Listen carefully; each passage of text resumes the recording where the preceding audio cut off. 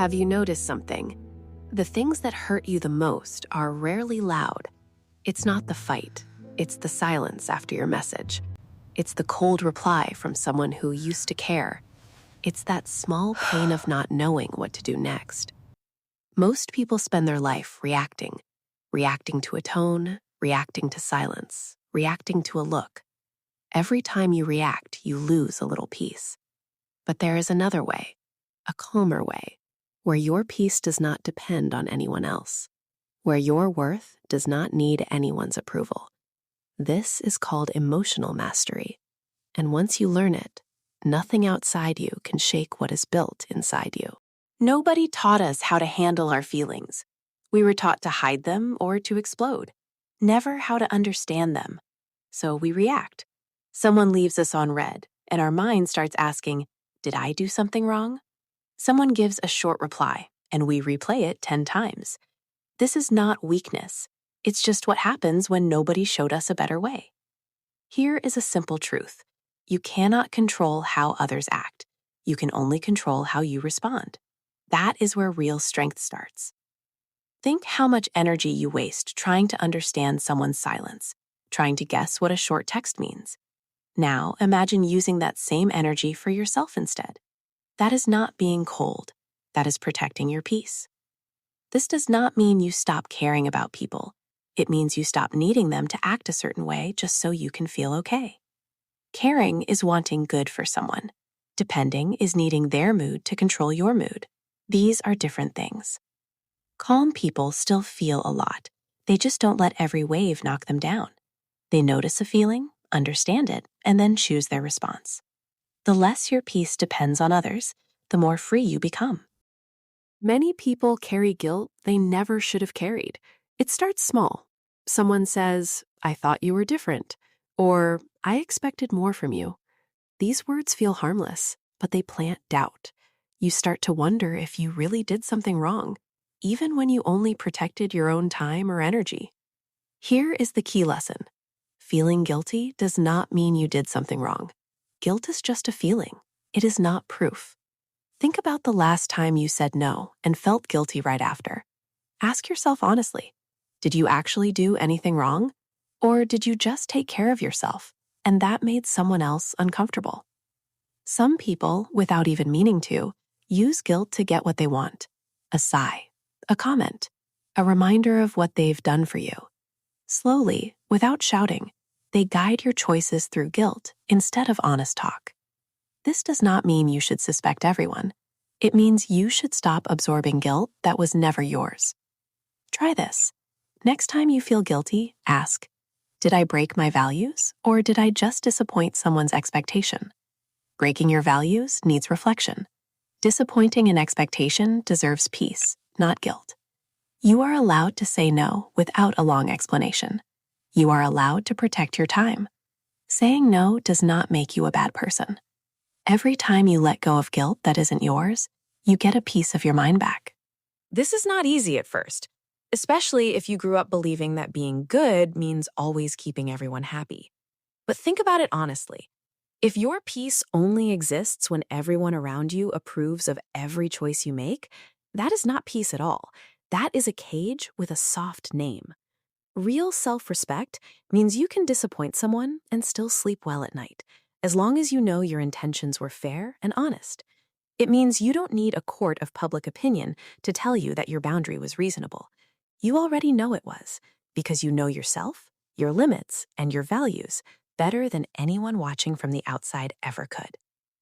The next time guilt shows up uninvited, greet it calmly instead of fighting it. Simply ask it one question. Do you belong here, or are you just visiting? Most of the time, you'll find it was never yours to keep.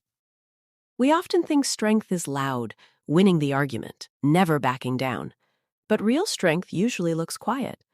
Picture 2 responses to the same insult. In one, you argue back and walk away drained, replaying it for hours. In the other, you pause, breathe, and reply calmly, or don't reply at all. Which one feels stronger later? Staying calm doesn't mean hiding your feelings. It means giving yourself a small pause between what happens and how you respond. That pause is where your power lives. Most people react instantly. A message arrives, and within seconds, anger or hurt takes over, followed by a sharp reply or a bad decision. These fast reactions rarely come from your best thinking. Calm people are not feeling less. They've just practiced pausing. They notice the emotion, I'm angry right now, and then choose how to respond instead of letting the feeling choose for them. This one habit changes everything. Fights turn into understanding. Small problems stay small, and you stop giving your peace away to every little disturbance. Simple practice. Pause before replying to a hard message. Take a slow breath before speaking when your chest feels tight. Wait a few hours, sometimes a full day, before responding to something that upset you. This is not weakness. It is one of the hardest and most freeing habits a person can build. Think about the people you admire most for their strength. Chances are they are not the loudest people you know. They are the ones who stay steady when everything around them is falling apart. The ones who speak carefully instead of quickly. The ones who don't need to win every conversation to feel secure in who they are. That kind of calm is not something you're simply born with. It's built, moment by moment, through small choices to pause instead of explode. Some days you will fail at this, and that's okay. What matters is that you keep returning to the pause, again and again, until it slowly becomes your natural response instead of something you have to force. Over time, people around you may even notice the change before you do. They'll notice that you don't get pulled into every argument anymore, that you don't chase every misunderstanding, that your calm has simply become part of who you are. Everyone has things that upset them faster than other things. For one person, it's being ignored. For another, it's being criticized in front of people. These triggers are not random. They usually connect to something deeper, an old memory, a fear, and until you understand a trigger, it will keep controlling you without you knowing why. Next time a strong reaction hits you fast, pause and ask, what is this really about? Sometimes the reaction is bigger than the moment deserves. That gap is where the real answer usually hides. Maybe being ignored hurts more, because at some point, being ignored meant something painful in your past. Understanding this is not making excuses for others' bad behavior. It is simply knowing yourself better. This knowledge gives you space. You start to think, this is my old pain talking, not just this moment. That thought alone slows down your reaction. Understanding is only half the work. The other half is practice, training yourself to respond differently than instinct wants. Some days you'll slip back into old habits. That's normal. Growth is not a straight line. Try noticing without judging yourself which situations trigger you again and again. Once you see the pattern clearly, it loses power over you because it no longer surprises you. It also helps to remember that a trigger is not a flaw. It's simply a signal, pointing you towards something inside you that still needs a little care. Getting angry at that signal only adds more tension. Understanding it, gently and patiently, is what actually helps it heal. You might notice, for example, that you feel unusually hurt when someone cancels plans last minute. Instead of judging yourself for overreacting, ask what that reaction is protecting. Maybe it connects to a time you felt unimportant or easily replaced. Once you name that honestly, the sting softens because you understand it instead of being ruled by it. This kind of self-awareness takes time to build, and there is no need to rush it. Every time you notice a trigger instead of simply reacting to it, you are doing real, quiet work, the kind that slowly changes how you move through the world. Knowing calm is powerful and actually being calm are two different things. Calm has to be practiced, like any skill. Nobody lifts the heaviest weight on their first day at the gym. Strength grows slowly, with small steps. Staying calm works the same way. Start small. Next time something minor annoys you, traffic, a slow reply, practice pausing before reacting. This might feel strange at first. That's normal for any new habit. As small moments get easier, bigger moments get easier too. Another helpful practice: get comfortable sitting with silence instead of rushing to fill it. Many people feel uneasy with unclear situations, and that discomfort pushes them to act too fast, sending another message, demanding an answer right away. Sometimes the strongest move is simply waiting, without forcing things. Breathing helps too. When a strong feeling rises, your heart speeds up and your breathing gets shallow. Taking a few slow breaths tells your body you are safe, which lets your calm thinking catch up. Over time, these small habits add up. The person who used to reply in anger within seconds starts waiting an hour. The person who used to spiral over a late reply starts letting the thought pass. This does not happen overnight, and that's fine. The goal is steady practice, not instant change. It also helps to have small reminders built into your day. Some people write one calm word on a sticky note where they'll see it often. Some people set a simple rule for themselves: never reply to an emotional message the same hour it arrives. Some people just repeat a short phrase to themselves in hard moments, like, "I don't have to react right now." None of these tricks are magic. They work because they give your mind a tiny pause to grab onto, right when it needs one most. Choose whichever method feels natural to you, and don't worry about doing it perfectly. Even remembering to pause half the time is a huge improvement over never pausing at all. Progress here is built in small, honest steps, not giant leaps. Protecting your peace does not mean becoming cold or closed off. It means being careful about who gets access to your feelings.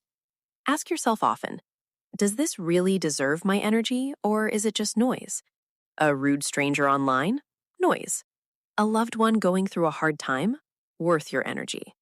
Someone using guilt to control you? Noise, no matter how it's dressed up.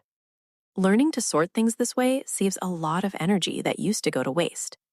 You can also care about people without absorbing all of their emotions. When someone near you is upset, you can support them without losing your own calm. This is a skill. It gets easier with practice. Self-respect matters here too. Protecting your peace means you stop shrinking yourself to keep others comfortable. You stop over-apologizing for things that don't need an apology. You stop chasing understanding from people who clearly don't want to understand you. This is not about giving up on people. It's about being honest with yourself. Where is your energy actually valued? And where is it just being taken?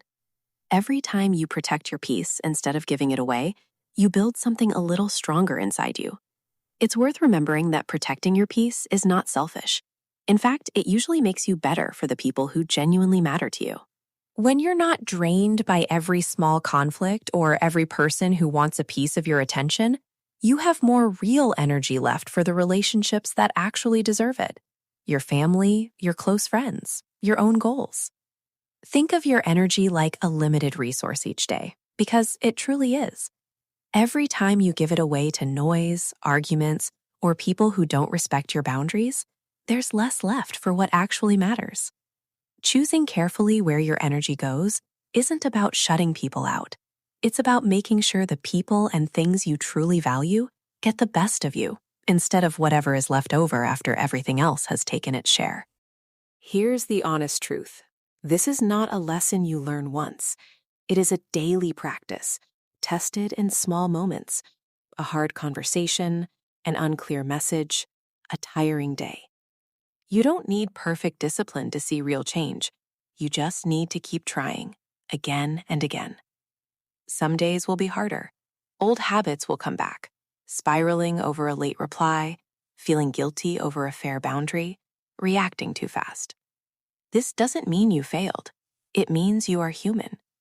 Growth is about noticing, correcting, and moving forward, not about being perfect. Over time, this practice changes how you see yourself. You start to trust your own calm. You believe you can handle hard moments without falling apart. That trust becomes one of the most valuable things you'll ever build, because your peace no longer depends on everything going right. It depends on you. This is where quiet confidence comes from, not from proving yourself to others, not from winning every argument, but from knowing you can protect your own peace. You don't need everyone to understand your boundaries for them to be valid. You don't need to explain every choice. What you need is patience with your own growth and steady effort to become a little calmer than you were yesterday.